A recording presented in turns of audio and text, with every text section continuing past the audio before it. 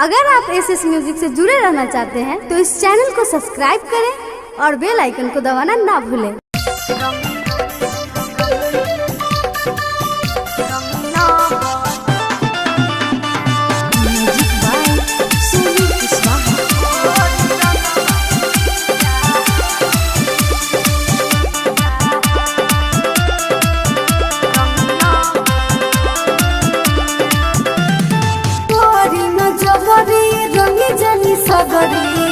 मानी ना बचनिया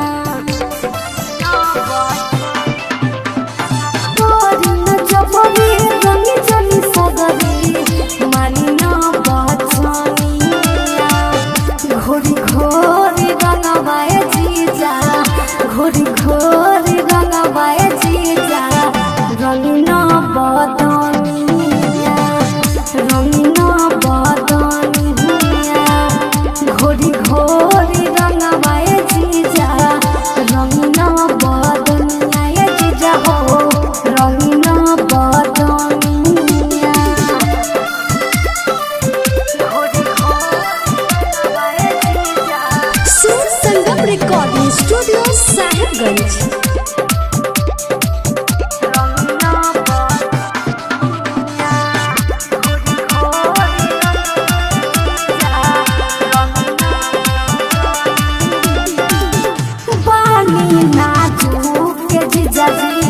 छोड़ी हटी होने रंगीना बाहर भीतर धक बाजा कोने अरे बानी नाजुक जीजा जी छोड़ी हटी होने रंगीना बाहर भीतर धक बाजा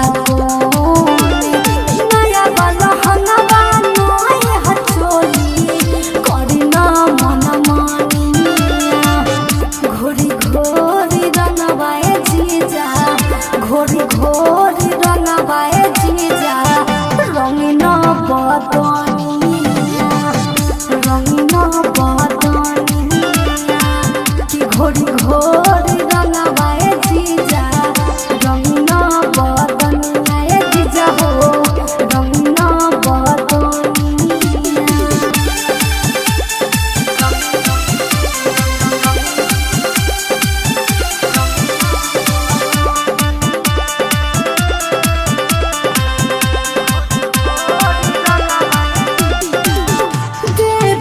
दयाल पर कस आई बजे जरे फिर नहीं आई बजे जा हम रउआ घरे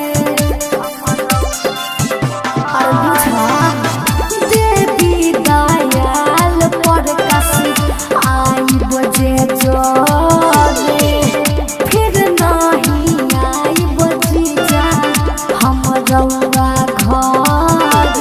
प्रीति कहे जवन बात मानी तवन रंगीना ही गलिया घोरी घोरी रंगवाए जीजा घोरी घोरी रंगवाए जीजा रंगीना बदनिया रंगीना बदनिया कि घोरी घोरी रंगवाए जीजा रंगीना बदनिया जीजा हो रंगीना बदनिया।